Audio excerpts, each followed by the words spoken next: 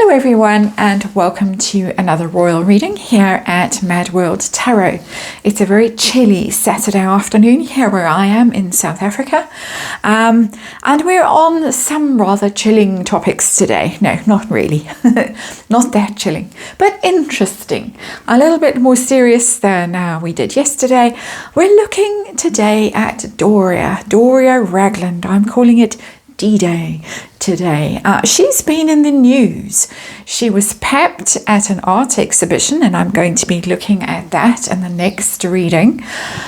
She's also the subject of ongoing speculation, and even Neil Sean has been dipping his toe in those waters, those deep waters of speculation of where Doria was in those missing years. We all hoped, of course, that Tom Bauer would dig around and reveal the truth, but so far he hasn't. And whatever anybody knows about where she really was has really been closed off, sealed, purged, whatever. The only thing that has emerged very recently is on Bookworm 2's channel. She's always doing some deep dives and some good investigation. She's got interesting sources. One of her sources, came across a court record that seemed to indicate that a Doria Ragland was arrested in the year 2000 on felony charges, and then that court record was purged in 2020. Now, from my very basic maths, that doesn't really help us, because even if that particular Doria was arrested in 2000 on felony charges, by then Meghan Markle would have been in her late teens and quite able to look after herself. She was going off to college, she was going to Argentina, she was getting up to all kinds of hijinks, as people in their late teens tend to, which we're not looking at now. But still the mystery continues. So as far as I'm concerned, that's interesting information if it's true, but it doesn't really help us answer the question of where Doria was in all those missing years, about 10 years, when Meghan Markle was a preteen, when she was spending time with her dad. Samantha said spending weekends with Doria sometimes, but she was, to all intents and purposes, living with Thomas Markle. So we're going to have a look at it, do an 8-card reading. We're going to look at this rumor again, the speculation. Where was she? We're going to ask very specifically if she might have done time. We're going to ask what Harry knows. We're going to ask what the royal family knows about these missing years. We're going to ask how worried, there comes the strength card, that's Meghan, how worried Meghan is about some truths coming out. Whatever those truths are, we don't know. How worried Doria is, and is the truth ever going to come out about where she was? There's speculation she was living more or less in a commune. She was working on a cannabis farm. She might have been doing things like that. Nobody is quite sure. So we're going to ask, and we of course have to remind you, because there are legal issues here, is tarot for fun and entertainment. It's all speculation. It's all my opinion. I read energy here, archetypal energy. And there is a disclaimer. Okay, the card has now collapsed, and I need to tell you which tarot deck I'm using, because I think I've forgotten to do that as the deck completely collapses. It is a dark tarot. It's the Tarot of the Abyss. I thought it was appropriate for something that might have been a dark time in Doria Ragland's life. I need to shuffle one more time just to get my energy back into the cards after they fell on the tarot table. There we go. Dark period in her life, possibly, and of course a sensitive time for the family. But still we want to know. We want to know what Harry knows, the royals know, how worried Meghan is about the truth ever coming out, and Doria herself, how worried she is. As I say, she was papped. She looked very pleased to be papped. She was beaming at the camera. We know where Meghan got that particular expression from, I think, when we saw it on Doria's face looking at backward, but we're not there yet. We're here in a darker period. Possibly we've got the Five of Swords, and we are in a darker period. The Five of Swords is conflict, is trouble, things that you wrestle with, difficult times. It doesn't need to be external conflict, the Five of Swords. It can be internal conflict, a time of mental difficulty for her. She could have been wrestling with personal issues, personal problems. With a card like that, Five of Swords, might just have needed time out to go and find herself, figure out who she was, and all of that kind of stuff. Five of Swords, but Five of Swords is a difficult energy. It's conflict, inner conflict, and it's also external conflict. Can be conflict with, could be with the authorities. It has the energy potential, the Five of Swords, as a tarot card for that kind of interpretation. As our underlying energy, it's an interesting card. It's a difficult card. Let's see where the story takes us. Let's see where the cards take us. The overall situation, what is the story we're reading on here today? We're dealing with the Queen of Cups in reverse. That is, she is not a water sign woman. She's a Virgo as far as I can remember. But the Queen of Cups is a woman who is finding her emotional way. She's often the self-care card. When you draw the Queen of Cups in readings, you can universe can be telling you that you need time out for self-care. Don't forget about yourself. Don't give all your energy and your emotion to everyone else and be the emotional support person for everyone else. You need to remember to look after yourself. And that's telling me a similar thing to what I saw with this Five of Swords, of the need to find herself. That she might have just decided to take herself away because she needed time out for self-care. With the Queen of Cups in reverse, it's very emotional, but it's also taking emotion away from a situation. So she might have had some kind of moment emotionally that she needed to go away. She needed to distance herself from difficulty, emotional difficulty, with that card, and withdrawn emotionally from a situation. Withdrawn, of course, from her daughter, her only child, took herself away, whether voluntarily or involuntarily, we still don't really know. So let's ask now, in this first column coming up, where was she in all that time? What does universe want to tell us? Please give us a clue. The Chariot is a traveling card, going off on adventures. She did have a travel agency at some stage. Meghan has talked about going on holiday with her mum. It's journeying. New horizons, seeking new horizons, finding freedom, quite literally, the Chariot card. The way that this card is depicted in this tarot deck does give that sense of freedom, of going off almost on a magic carpet, going on big adventures. I don't know how young she was when she was married, when she had Meghan, but my sense of her was that she was quite young, quite a lot younger, certainly than Thomas Markle, who already had children in their late teens, grown-up children, more or less. So there is adventure there is journeying, ambition to see the world, to have some experience, to be free. Did she do time? A sensitive question, so we have to remind you this is speculative and it's tarot for fun and entertainment, and it's just my opinion and all those allegedly thrown in there. But let's see what universe wants to tell us. We've got the King of Wands in reverse. It's not one of the incarcerated cards that you could get from tarot. Quite literally, you would get the Eight of Swords, something like that, or a Tower, or a Nine of Wands might show somebody whose wings have been clipped, the wings that we've seen here in the Chariot. King of Wands in reverse is more about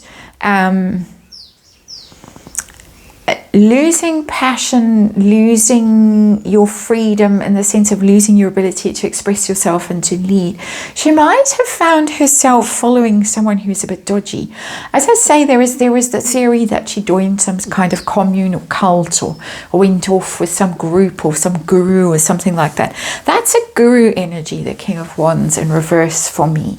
That she might have followed someone off who was cultish, who was charismatic. The King of Wands is very charismatic, of all the king energies. It's somebody who can get people, mesmerize people and lure people off with them.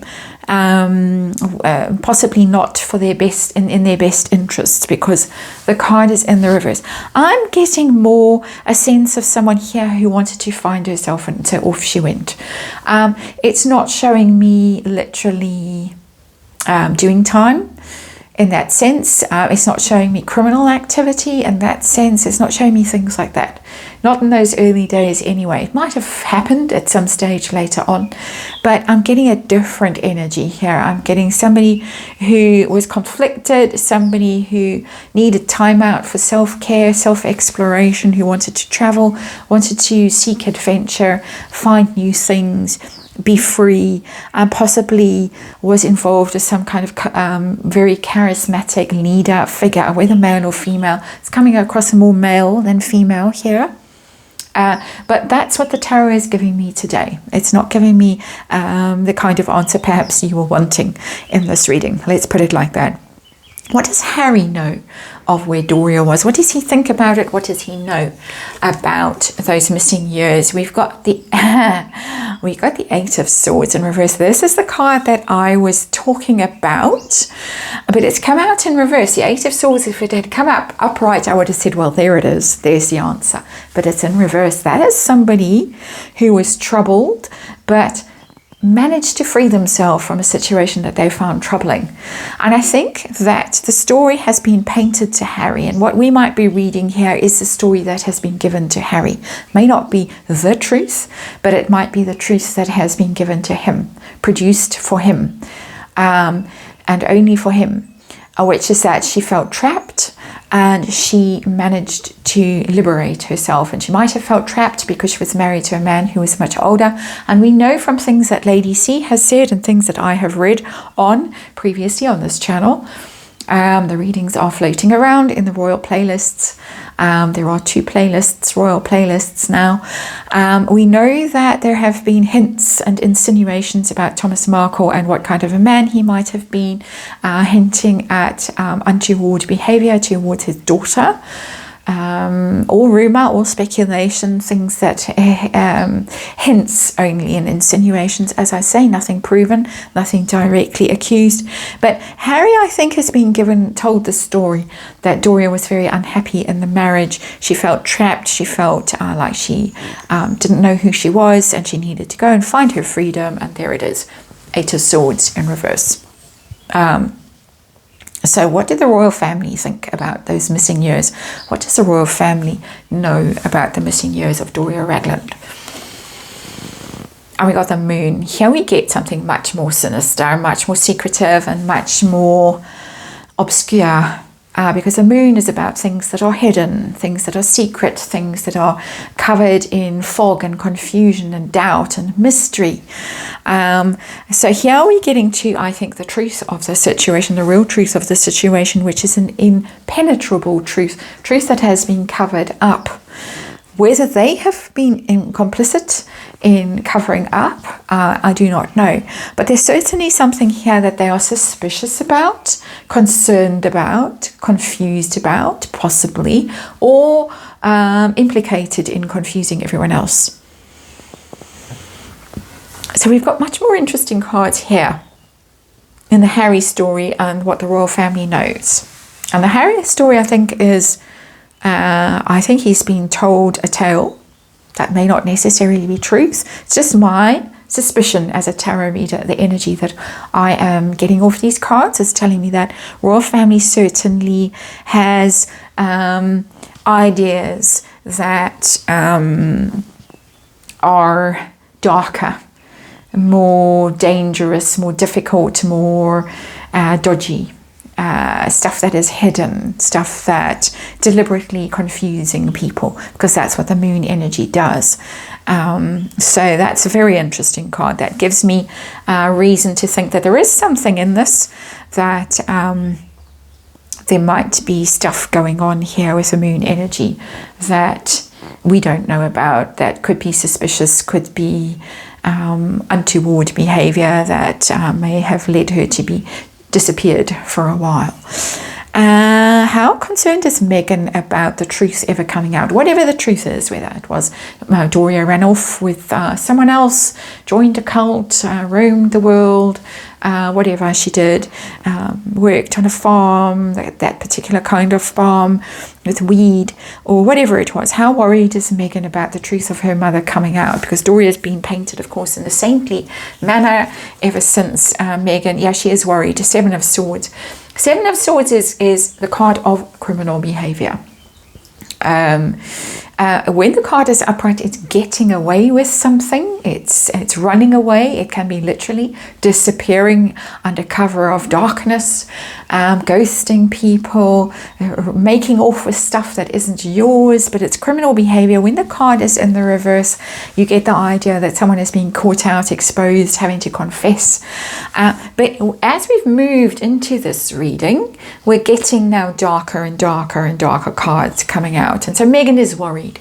She's worried with that Seven of Swords. She's hoping that Doria can get away with it, whatever it is. And we're tending now into direct idea of criminality in that card. And I have to say that just is the energy of the card, and that is a speculative reading on my part, of course. How worried is Doria about her past catching up with her past coming out? Whatever her past is, her mysterious past, is she worried? We got the Queen of Swords. She's going to tough this out. A Queen of Swords is quite a Virgo card, because of course Virgo is ruled by Mercury. It's a mental element.